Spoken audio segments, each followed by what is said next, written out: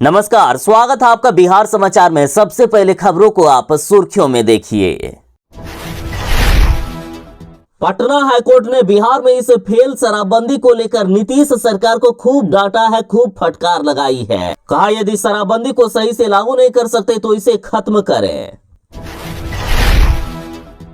Nitish cabinet ने बड़ा फैसला लिया है कि भूमिहीनों को जमीन की खरीद करने के लिए अब 1 लाख रुपया देगी नीतीश की सरकार। मौसम विभाग ने अलर्ट जारी कर दिया है कि बिहार में होने वाली है बारिश की शुरुआत। बिहार में भयानक ठंड बढ़ने वाला है। बिहार पुलिस ने बड़ा फैसला किया है कि अब 18 साल से कम उम्र के बच्चों पर नहीं होगी कोई भी एफआईआर और ना ही उन्हें लॉकअप में रखा जाएगा।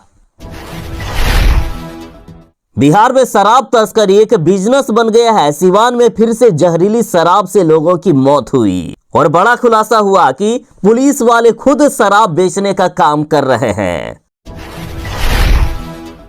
बड़ी खबर है कि शिक्षक बहाली के तीसरे चरण का रिजल्ट जारी हो गया है। 38,900 अभ्यर्थी इसमें सफल हुए हैं।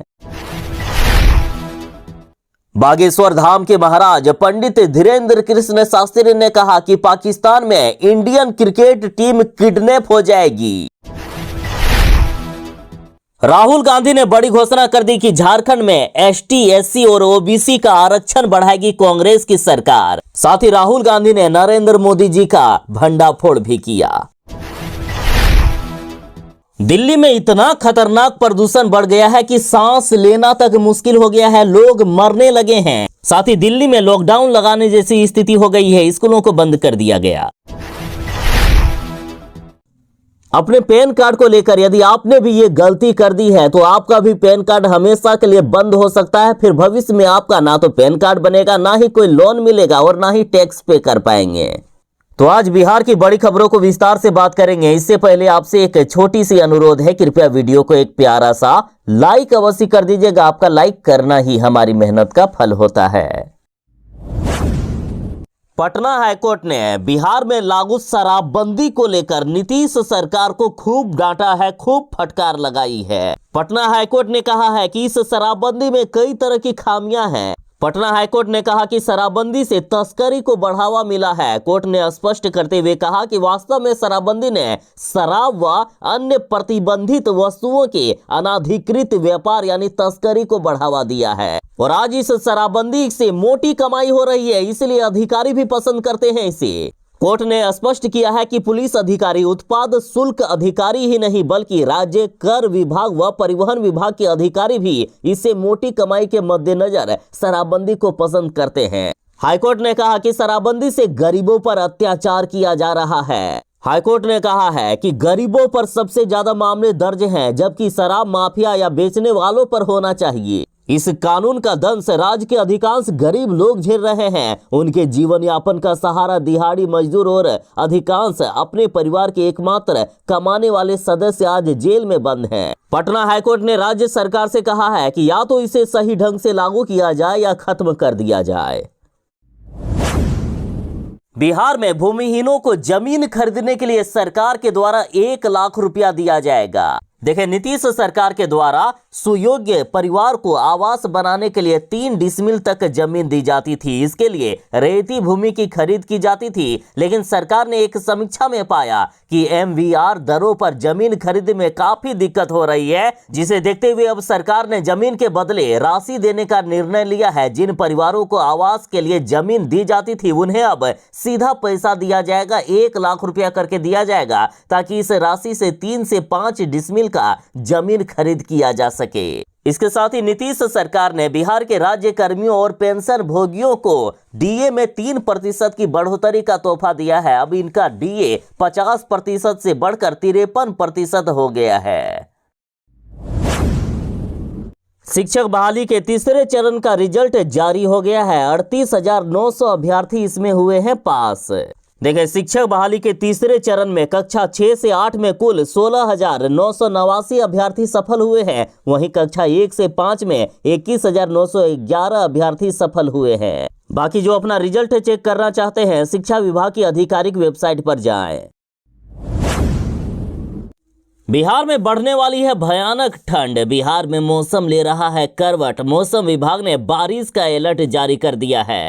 मौसम विभाग ने कहा कि बिहार में शीतलहर की शुरुआत होने वाली है। बिहार के कई जिलों में पारा 20 डिग्री से नीचे पहुंच गया है। साथ ही मौसम विभाग ने कहा है कि 7 दिनों तक कई राज्यों में कई इलाकों में बारिश होगी और बिहार के भी अधिकांश जिलों में हल्की बारिश की संभावना बन रही है और अधिकतर जिलों में आज से ही सुबह में कोहरा छाए रहेगा और 1 से 2 दिनों के अंदर बिहार में ठंड की शुरुआत हो जाएगी।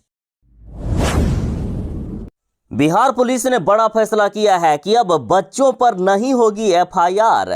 देखिए, बिहार पुलिस ने किशोर न्याय अधिनियम के अनुपालन के लिए नई मार्गदर्शिका जारी कर दी है, जिसके अनुसार 7 साल से कम सजा वाले अपराध के मामलों में बिहार पुलिस 18 साल से कम उम्र के बच्चों व किशोरों के विरुद्ध कोई प्राथमिकी ही दर्ज नहीं करेगी, यानी एफआईआर दर्ज नहीं करेगी। इन अपराधों की सूची सिर्फ थाने की स्टेशन डायरी में दर्ज किया जाएगा। नाबालिगों पर सिर्फ 7 साल से अधिक सजा वाले जघन्य अपराध है, जैसे मर्डर हो गया या अन्य अपराध, ऐसे मामलों में ही प्राथमिकी दर्ज की जाएगी। साथ ही यदि कोई कानून का उल्लंघन करते हुए बच्चे पकड़े जाते हैं तो इन बच्चों को लॉकअप में भी नहीं रखा जाएगा, ना ही हथकड़ी लगाई जाएगी।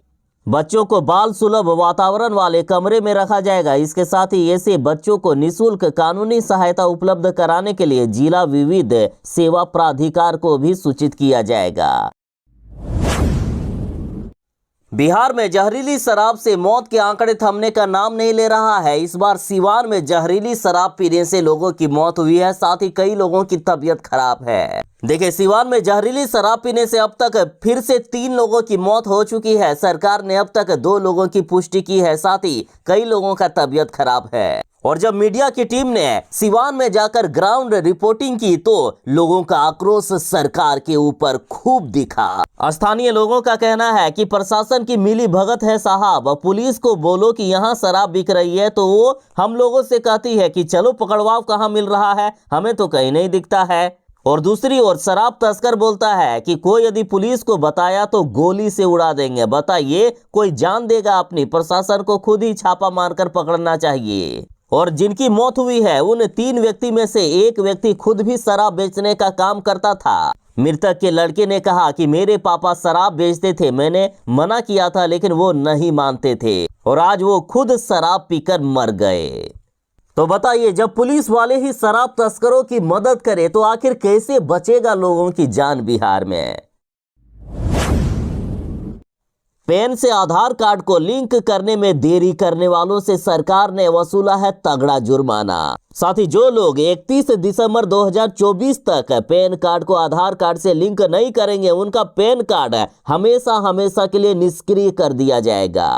देखिए, वैसे तो जो पैन कार्ड आधार कार्ड से लिंक नहीं हुए हैं उसे 1 जुलाई 2023 से ही इनएक्टिव कर दिया गया है और 1 जुलाई 2023 से केंद्र सरकार निष्क्रिय पैन को आधार कार्ड से जोड़ने के लिए 1000 रुपये का जुर्माना वसूल रही है। 1 जुलाई 2023 से 31 जनवरी 2024 तक सरकार ने 601 करोड़ से भी ज्यादा की वसूली कर लिया है। अभी भी आप चाहें तो अपने इनएक्टिव पैन कार्ड को आधार कार्ड से जोड़कर 1000 रुपया जुर्माना देकर उसे चालू करवा सकते हैं। लेकिन यदि देरी कर दिए तो 31 दिसंबर 2024 के बाद एक्टिव भी नहीं होगा, इसलिए जल्द से जल्द एक्टिव करवा लें। बागेश्वर बाबा ने कहा है कि पाकिस्तान में इंडियन क्रिकेट टीम किडनैप हो जाएगी, इसलिए किसी भी हालात में इंडियन क्रिकेट टीम को पाकिस्तान नहीं जाना चाहिए। देखिए, आईसीसी चैंपियन ट्रॉफी में भाग लेने के लिए भारतीय क्रिकेट टीम पाकिस्तान नहीं जाएगी। अभी तक के हालातों से ऐसा ही लग रहा है। वहीं बागेश्वर धाम के पीठाधीश्वर धीरेन्द्र कृष्ण शास्त्री का कहना है कि हो सकता है कि पाकिस्तान में भारतीय क्रिकेट खिलाड़ियों का अपहरण हो जाए। देखिए, पंडित धीरेन्द्र कृष्ण शास्त्री जी ने कहा कि पाकिस्तान की हालात खराब है। कल के दिन खान पान व्यवहार ठीक ना हुआ तो हमारी टीम का अपमान हो जाएगा। वैसे भी क्रिकेट टीम के पाकिस्तान जाने की जरूरत ही क्या है? पाकिस्तान ने हर बार धोखा दिया है, हर बार वादा तोड़ा है। क्या ठिकाना कल के दिन हमारे लोगों को ही किडनैप कर ले। पहले पाकिस्तान हमारा भरोसा जीते, शरण में आए, फिर टीम भेजना चाहिए। राहुल गांधी ने कर दी है बड़ी घोषणा कि झारखंड में SC ST और OBC का आरक्षण बढ़ाएगी कांग्रेस की सरकार। राहुल गांधी ने कहा है कि हमने तय किया है कि झारखंड में SC के लिए आरक्षण 26 से 28%, ST के लिए 10 से 12%, वहीं पिछड़ों के लिए आरक्षण 14 से 27% किया जाएगा। इन्होंने कहा कि नरेंद्र मोदी अरबपतियों की कठपुतली है, अरबपति जो कहते हैं नरेंद्र मोदी वही करते हैं। राहुल गांधी ने कहा है कि नरेंद्र मोदी ने गरीबों से 16 लाख करोड़ रुपए लेकर अरबपतियों का लोन माफ कर दिया है। नरेंद्र मोदी मुंबई के धारावी में 1 लाख करोड़ की जमीन अडानी को देने की कोशिश कर रहे हैं। राहुल गांधी ने कहा है कि यदि संविधान को बचाना है, देश को बचाना है, तो महागठबंधन को मतदान कीजिए, महागठबंधन को वोट दीजिए। दिल्ली NCR में प्रदूषण इतना ज्यादा बढ़ गया है कि सांस लेना तक मुश्किल हो गया है और इसी को देखते हुए 5वीं क्लास तक के सभी स्कूलों को बंद कर दिया गया है और अगले आदेश तक ये स्कूल बंद रहेंगे। कब खुलेगा इसकी भी कोई गारंटी नहीं है। साथ ही दिल्ली NCR में आज से ग्रैब 3 लागू होगी। कई गाड़ियों के प्रवेश पर रोक लगा दी गई है। साथ ही पब्लिक ट्रांसपोर्ट को बढ़ावा देने के लिए मेट्रो के फेरे बढ़ा दिए गए हैं ताकि ज्यादा से ज्यादा लोग मेट्रो से सफर करें। साथ ही दिल्ली में BS3 डीजल और BS4 पेट्रोल वाहनों के प्रवेश पर रोक लगा दी गई है। वहीं दिल्ली में विभिन्न राज्यों से आने वाले BS3 और BS4 की डीजल बसों के प्रवेश पर भी रोक रहेगी। साथ ही प्रदूषण को कम करने के लिए और भी कई तरह के काम किए गए हैं।